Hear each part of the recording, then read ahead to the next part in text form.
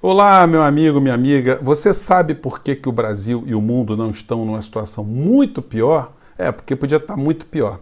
É por tua causa. Por tua causa, por nossa causa. Porque a gente não se conforma com o tipo de informação que chega até a gente pelos grandes meios de comunicação.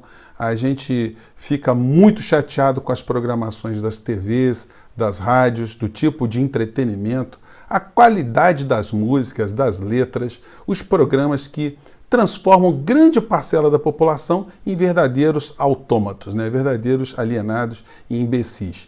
Isso não é por acaso, isso faz parte de uma grande estratégia das grandes corporações que tiram muito proveito das sociedades que não se rebelam, as sociedades que não reivindicam, as sociedades que não protestam, as sociedades que não vão às ruas e que não se organizam.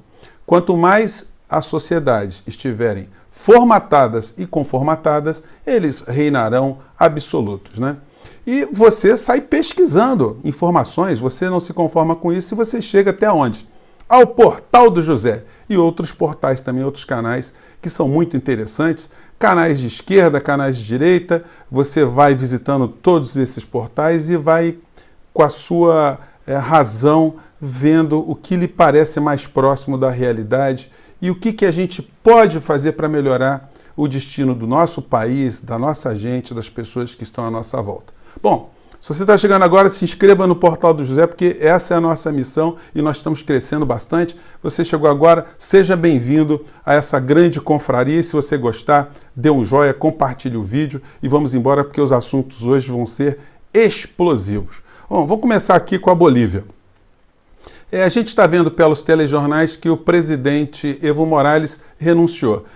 Os meios de comunicação estão tratando isso de uma maneira meio blasé. Ele renunciou como se fosse assim, eu não estou muito feliz aqui, eu vou renunciar. Será que foi isso que aconteceu? Bom, a gente pega aqui, por exemplo, a frase do presidente Messias, onde ele, na sua primeira avaliação sobre o que aconteceu lá, ele disse o seguinte: a palavra golpe é usada quando a esquerda pede. Então, quer dizer, na visão do presidente Messias, não houve golpe, é apenas um inconformismo de algumas pessoas sobre a renúncia de Evo Morales à presidência da Bolívia.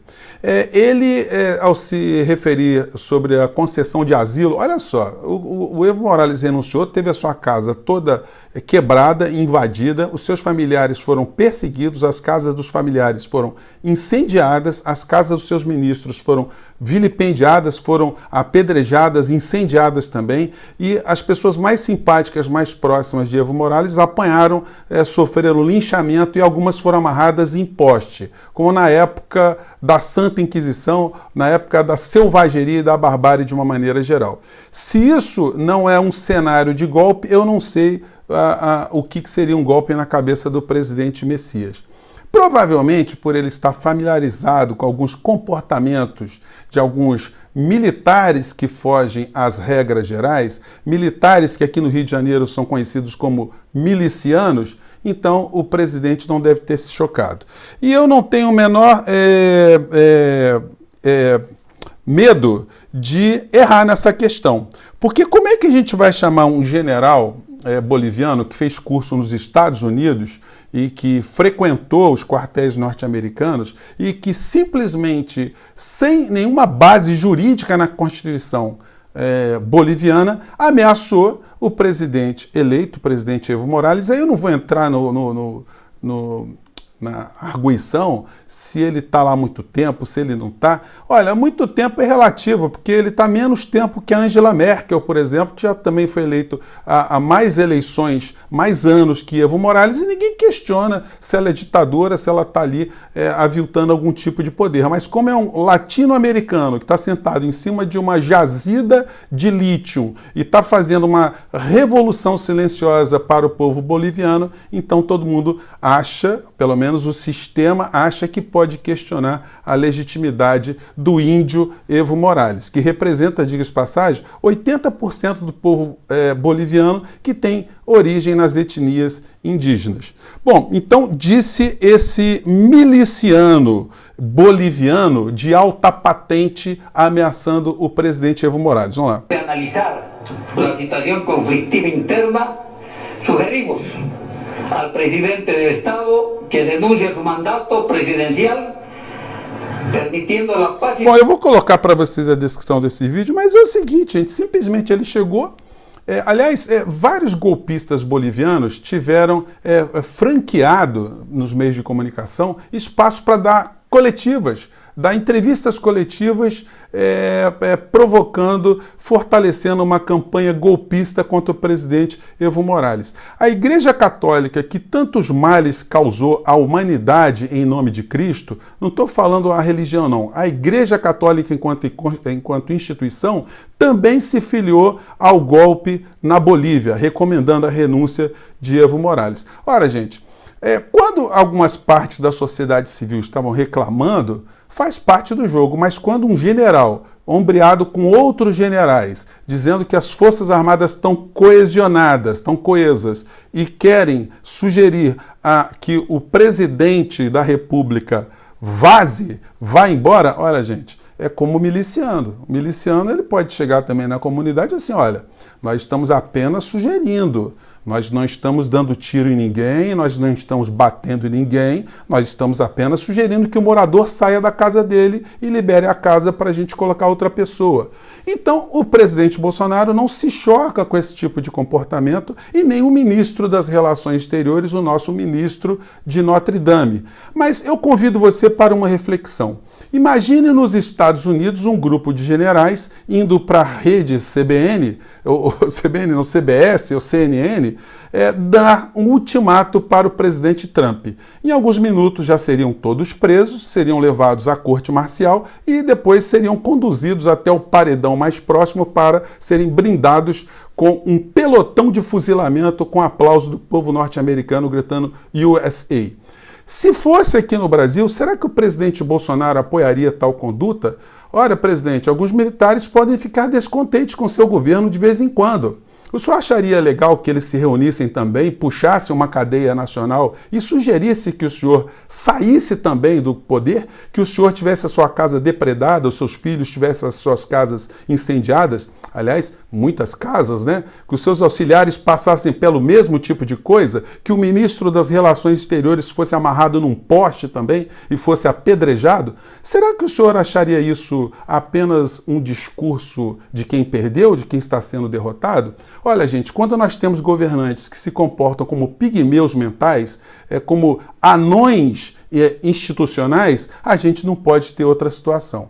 Porque quando uma pessoa, um governante, ele tem noção da estatura do cargo que ele está ocupando, da responsabilidade, ele se comporta como tal, porque ele tem que defender princípios. Defender princípios é aquilo que o presidente da República não consegue fazer, porque a nossa Constituição, aliás, ele está na mira do impeachment por conta de várias infrações que ele cometeu contra a Constituição brasileira nesse capítulo, tentando interferir na situação interna da Venezuela, da Argentina, do Paraguai e agora da Bolívia também, de uma forma mais direta, porque os jornais já estão revelando, por exemplo, esse tipo de situação, que o golpista boliviano se reuniu com o ministro Ernesto Araújo, o ministro de Notre Dame, e ele tentou mandar prender Evo Morales sem nenhum tipo de fundamentação jurídica, nem poder jurídico para esse tipo de coisa. Esse rapaz é um golpista, foi recebido de uma forma absolutamente ilegal pelo ministro das Relações Exteriores, porque é uma coisa inconcebível. Um ministro encarregado dos assuntos mais altos do nosso país receber uma pessoa que está querendo dar um golpe de Estado numa nação irmã que está ali com seu presidente eleito no sistema constitucional deles. Isso que aconteceu, que foi revelado, mostra também outras coisas. Por exemplo, esse rapaz aí, ele convocou também entrevistas coletivas lá na Bolívia, e aí a gente vê o shape da rapaziada, né? Olha só que beleza. Aqui uma coletiva lá, prontamente os meios de comunicação foram atendê-lo, né? E uma coisa assim absurda. Aí o que chama a atenção é o seguinte, é o shape, é o estilo dessa rapaziada, né? A gente vê muitas dessas pessoas aqui no Brasil também. Normalmente essas pessoas são muito violentas e acabam achando que se resolve a coisa pelo direito dos bíceps, o direito das armas.